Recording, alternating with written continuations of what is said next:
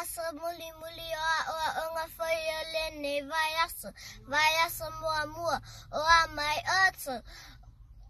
Talo sia manuia o lea o te manuia I lea lufa maleanga le lea li'i.